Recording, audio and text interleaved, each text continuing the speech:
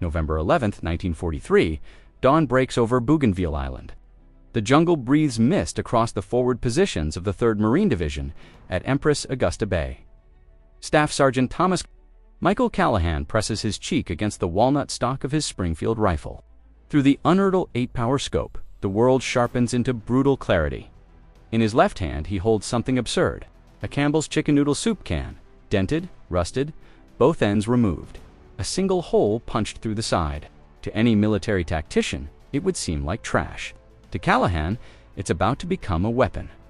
700 yards across the cleared killing ground, Japanese positions sit concealed in dense foliage. The soup can rest on a stick 15 yards to his left, angled precisely. Callahan spent the previous night calculating degrees, measuring shadows, anticipating the sun's trajectory. Mathematics and murder. The first ray of morning sun strikes the can. A brilliant flash explodes across the jungle clearing. The light beam holds steady for exactly 2 seconds, aimed at a cluster of palm fronds, concealing a Japanese observation post. Callahan adjusts the stick by 1 inch. The light moves, 700 yards distant. Curiosity overcomes training. A Japanese observer shifts position to investigate the strange flashing light. His head rises above the sandbag parapet for 3 seconds. The Springfield speaks once. The observer falls. The first kill of what will become the most devastating 5 days in Pacific sniper warfare has just occurred. Before this week ends, Callahan will use variations of his soup can trick to eliminate 112 confirmed enemy combatants. He will revolutionize Marine Corps sniper doctrine. He will drive an entire Japanese regiment into tactical paralysis through what his battalion commander will later call the most ingenious psychological warfare operation of the Pacific Campaign. Began as desperate improvisation, born from empty ration cans, will transform into systematic killing that Japanese forces have no answer for. The mathematics of death are being rewritten, not through superior firepower, but through human ingenuity applied to discarded trash. The hunter from Montana. The journey to Bougainville began 6 months earlier at Marine Corps Base Camp Lemoyne, North Carolina. Thomas Callahan enlisted days after Pearl Harbor at age 19. A farm boy from rural Montana who grew up hunting mule deer and elk in the Bitterroot Mountains. Those childhood years created instinctive understanding of ballistics, wind drift, and patience that no military training could replicate. During routine rifle qualification in March 1943, Company Commander Captain Harold Morrison noticed something unusual. While other Marines fired conventionally, Callahan took an extra 15 seconds before each shot. He was compensating for a crosswind that most shooters ignored. He scored 48 out of 50 at 300 yards with iron sights. Morrison pulled him aside. "You hunt before the war?" "Elk, mostly." "Some deer?" "How far?" 700 yards with my daddy's .3006. Iron sights? 3 days later. Callahan received orders to scout sniper school at Camp Pendleton, California. The Marine Corps Scout Sniper program in 1943 emphasized intelligence gathering and psychological impact over pure marksmanship. Gunnery Sergeant William Henderson taught the psychology module with brutal clarity. "Killing the enemy is last resort," Henderson told each class. "Your job is intelligence. You watch, you report, but when you do shoot, you make it count. You shoot to create maximum psychological impact on survivors." Callahan excelled at the mental game. Hunting elk in Montana taught him that animals could stand motionless for hours, then vanish at the slightest wrong movement. He applied the same patience to stalking exercises. The final examination required students to stalk within 200 yards of instructors with binoculars. Callahan completed the stalk in 9 hours. The instructors never saw him until he stood and waved after making his shot. Henderson pulled him aside after graduation. "You're good, but you're thinking like a hunter. The Japs aren't elk. They adapt. They learn patterns. The sniper who survives isn't the best shot. It's the one who never does the same thing twice." Callahan deployed to the South Pacific in July 1943, assigned to 2nd Battalion, 3rd Marine Division. The landing at Empress Augusta Bay on November 1st involved 14,000 Marines. By November 3rd, they established a defensive perimeter. His first week involved conventional infantry combat against light but determined Japanese resistance. On November 8th, tragedy struck. His spotter, Corporal James Rivera, was killed by a Japanese sniper while conducting reconnaissance. Rivera raised his binoculars for 3 seconds to identify a target.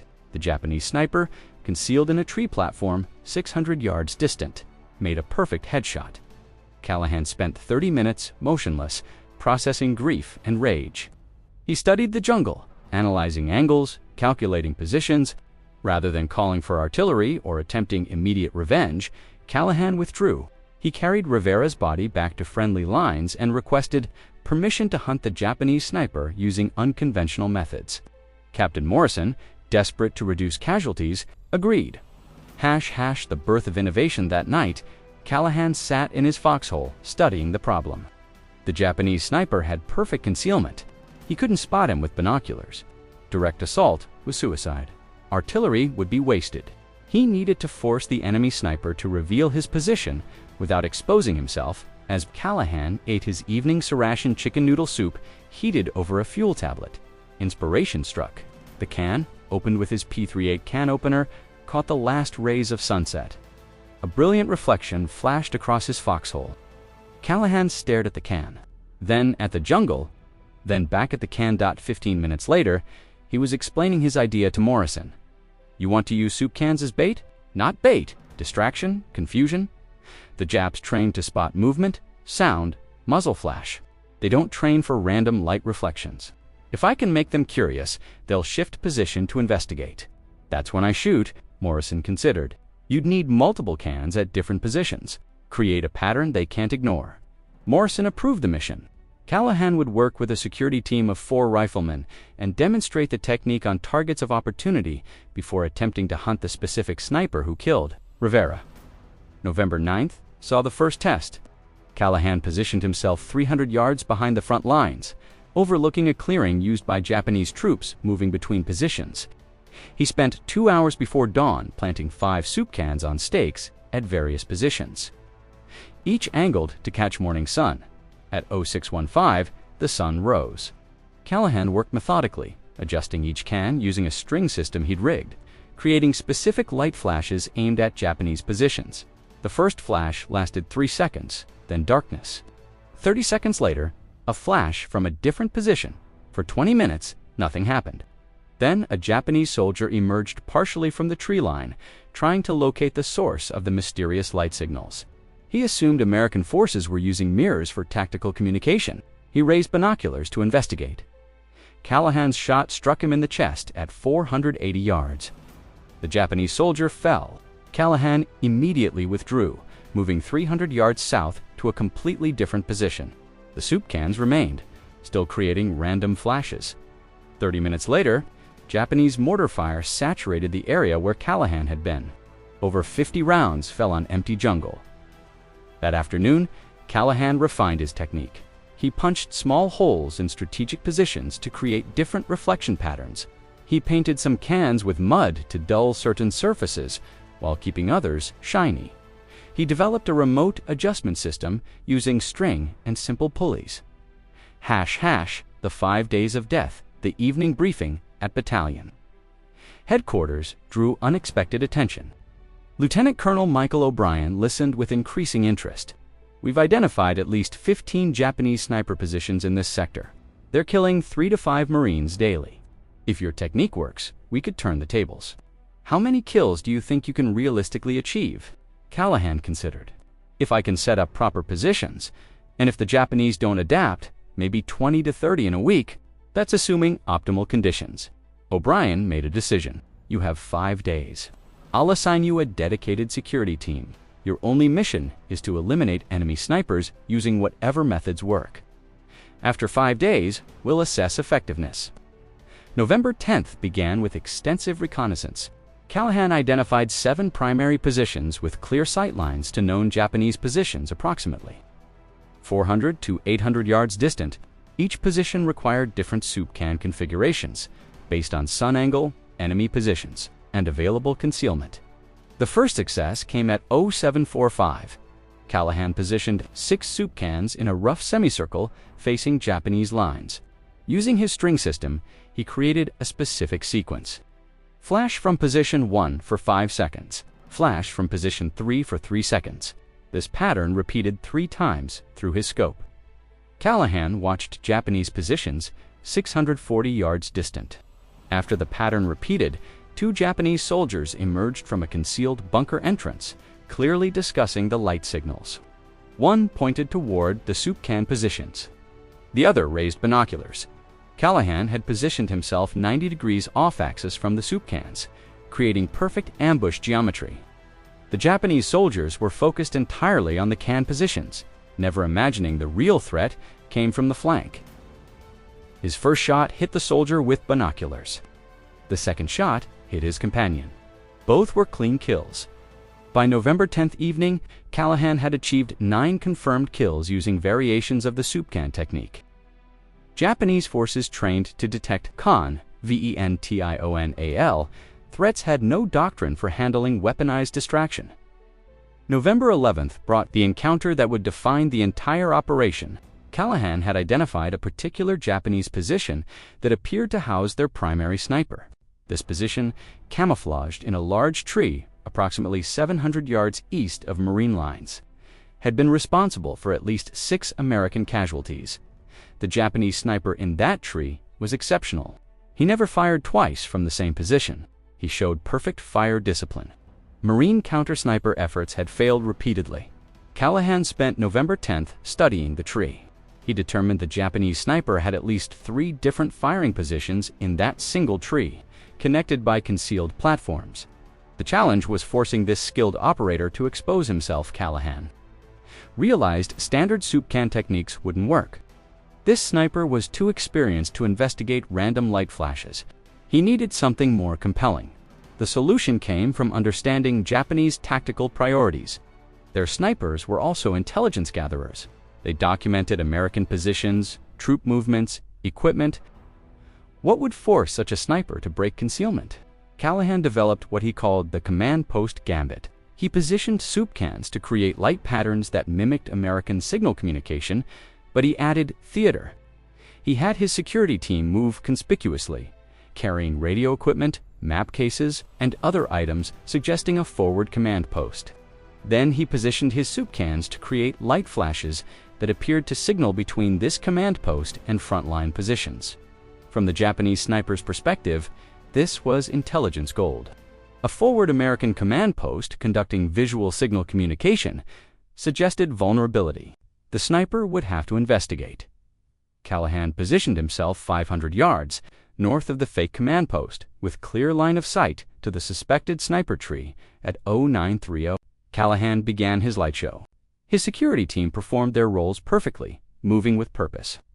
Appearing to coordinate defensive positions. For 90 minutes, nothing happened. Then, at 11:15, Callahan detected movement in the target tree. A branch shifted slightly in a way inconsistent with wind.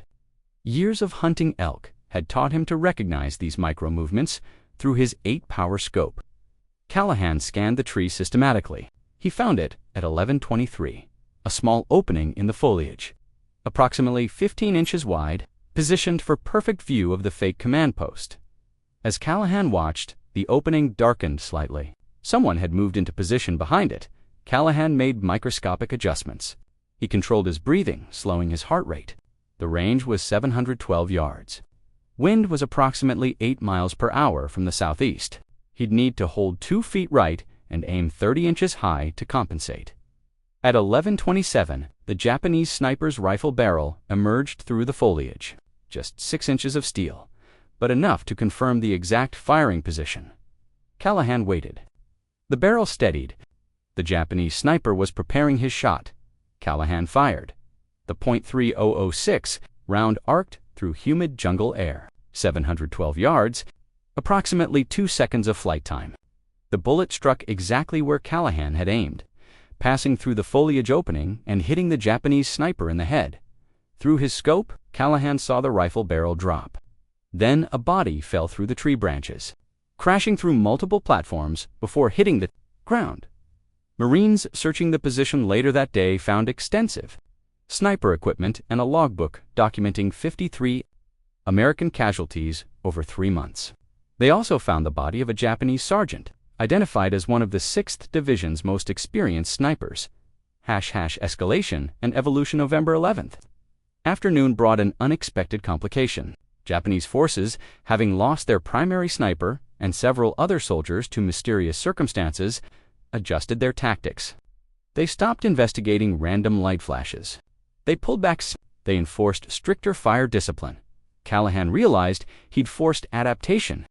The soup can trick had worked so well that the enemy was now actively countering it by refusing to investigate anything suspicious. The solution required escalation. If the Japanese wouldn't investigate light flashes, Callahan needed to create situations they couldn't ignore.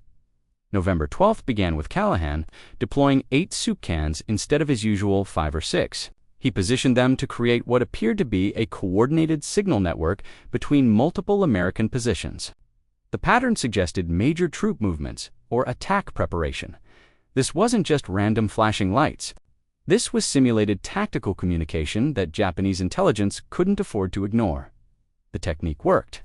By midday, November 12th, Callahan had achieved 16 confirmed kills. Japanese forces, desperate to understand American intentions, sent out reconnaissance patrols and observation teams. Each investigation created opportunities. The Japanese battalion commander facing Callahan's sector, Major Takeshi Yamamoto, grew increasingly frustrated. His war diary, captured after the battle, documented his confusion. Enemy employs unknown signaling methods. Attempts to locate signal sources result in casualties.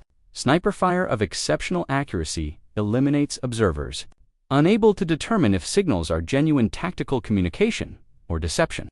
Morale declining, November 13th saw Callahan's highest single-day total, 27 confirmed kills using increasingly sophisticated variations of the soup can technique. He developed multiple gambits. The command post deception. The patrol signal gambit, suggesting American patrols were coordinating movements. The artillery observer simulation, creating light patterns that suggested forward observers, spotting artillery targets. Each gambit played on Japanese tactical fears and intelligence priorities. They couldn't ignore potential threats. Investigation became mandatory. Exposure became inevitable. Death followed. The psychological impact on Japanese forces exceeded the casualty count. Soldiers became paranoid about any unusual visual phenomena. A captured Japanese diary from this period revealed the effect. The Americans employed demon magic. Light appears from nowhere, drawing our men into death.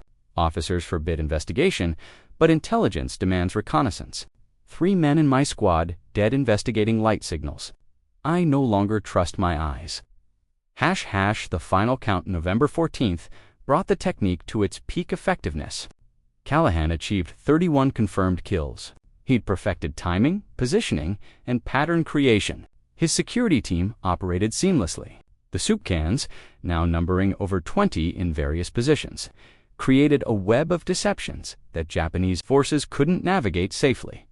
The crowning achievement came at 14:30 hours.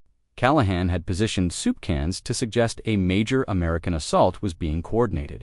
Japanese forces, believing a major attack was imminent, repositioned multiple units.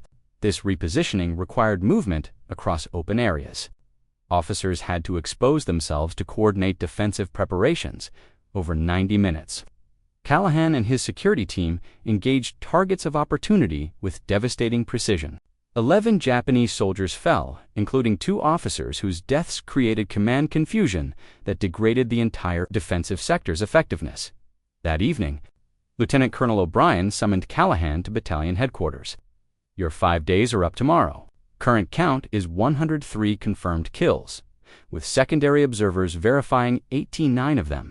That's not just effective, that's revolutionary. O'Brien continued. Division wants a full report on your techniques. They're considering implementing soup can tactics across the entire Marine Corps. How do you feel about training other snipers? Callahan considered the question. Sir, it's not just the cans. It's understanding enemy psychology, knowing what they can't ignore, forcing them into impossible choices. The cans are just tools. The real weapon is thinking 3 moves ahead. November 15th opened with deteriorating weather. Heavy clouds obscured the sun, eliminating the soup can technique's primary mechanism. But Callahan had prepared for this contingency. If light reflection wouldn't work, he'd use sound. Marine Supply had provided empty ammunition cans, larger and more resonant than soup cans. He positioned these in trees and bushes with pebbles inside, creating simple mechanical noisemakers. Using string systems, he could shake the cans remotely, creating sounds that suggested American movement or equipment operation. The technique worked differently but achieved similar results. Japanese forces investigating unexpected sounds exposed themselves. By midday, Callahan had added 9 more confirmed kills. The final kill came at 15:45 hours. A Japanese officer moved between positions, coordinating defensive preparations. Callahan had positioned sound-making ammunition cans to create a distraction pattern. As Japanese soldiers investigated the sounds, their officer stood partially exposed. Consulting a map, Callahan shot at 630 yards, struck the officer in the chest at 1600 hours. Exactly 5 days after beginning the soup can operation, Callahan withdrew from the front lines. His final count stood at 112 confirmed kills, with observers verifying 9. The intelligence assessment filed on November 16th documented the operation's effectiveness with clinical precision. Callahan employed innovative deception techniques to neutralize enemy sniper and observation positions with unprecedented effectiveness, using improvised light reflectors and sound devices. He forced enemy personnel to expose themselves for observation and targeting. Results: 112 confirmed enemy casualties, 57 verified as sniper, observer, or communication personnel, 19 confirmed as officers or senior enlisted. Estimated 300 enemy man-hours wasted investigating false signatures. Degraded enemy intelligence gathering capability by estimated 60 to 70%. Psychological impact on enemy forces significant. Methodology merits immediate documentation for potential wider implementation. Recommend Sergeant Callahan be reassigned to training duties to disseminate techniques. Also recommend immediate promotion and decoration. The Japanese reaction revealed the operation's impact from their perspective. Major Yamamoto's final diary entry before his death 3 days later was revealing. The American Demon Sniper has destroyed my battalion's effectiveness. 23 men killed investigating inexplicable phenomena. Officers afraid to expose themselves. Soldiers refuse reconnaissance missions. Morale collapsed. Cannot maintain defensive posture.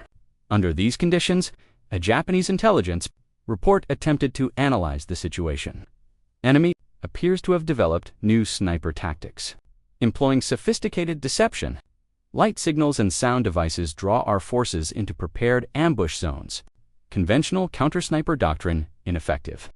Recommend all units enforce strict discipline regarding investigation of unusual phenomena. This Japanese report revealed Callahan's ultimate success. He'd forced the enemy into an impossible choice: investigate potential threats and die, or ignore them and operate blind. Either way, Japanese operational effectiveness degraded. Thomas Callahan spent 2 weeks recovering at a rear area base. Marine medical officers noted symptoms consistent with combat exhaustion. 5 days of constant high-stress operations had extracted a severe psychological toll. During recovery, Callahan wrote detailed documentation of his techniques at the request of Marine Corps headquarters. His after-action report, titled Employment of Improvised Deception Devices in Counter-Sniper Operations, became required reading at marinesniperschools. Excerpt from Callahan's report. The soup can technique succeeds because it exploits enemy psychology rather than defeats enemy equipment. Japanese forces are trained to observe, analyze, and respond to tactical signatures. By creating false signatures, we force response cycles that expose them to engagement. The key is understanding what the enemy cannot ignore.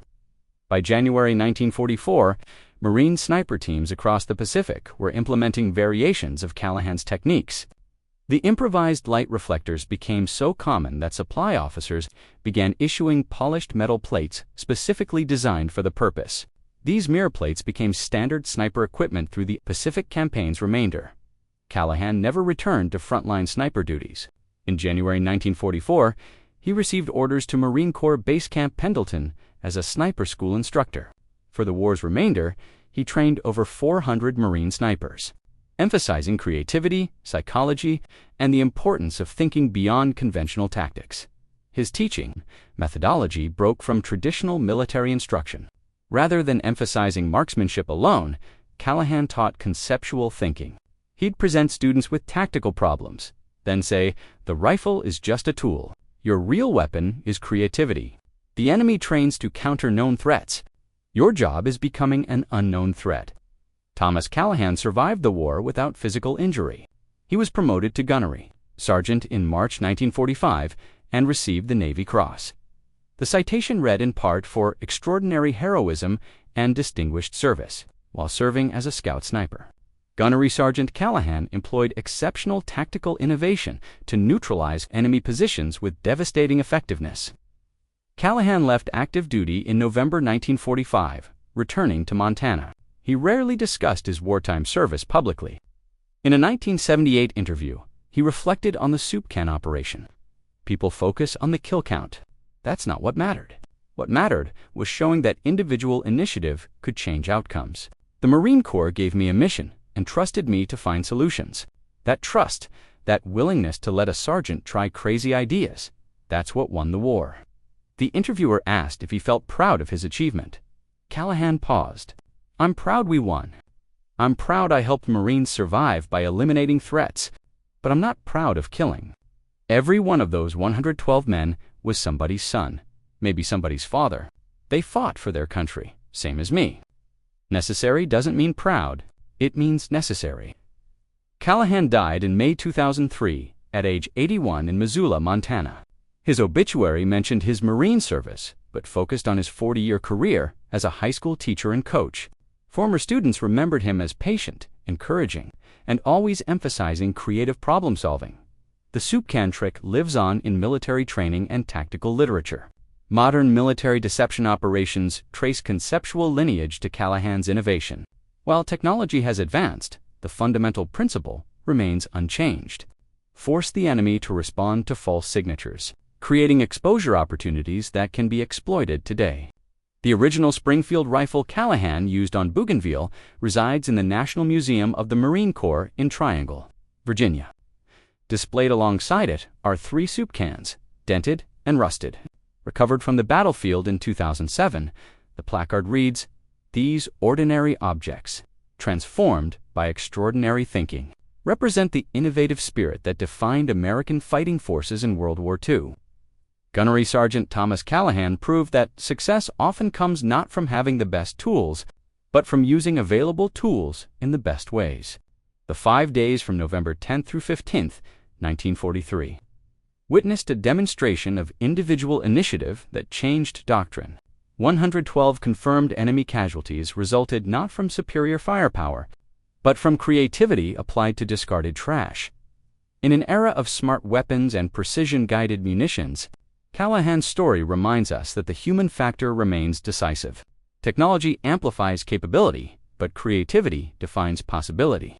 The Marine sergeant who turned soup cans into weapons proved that innovation matters more than equipment, that thinking beats spending, and that sometimes the best answer to a complex problem is absurdly simple.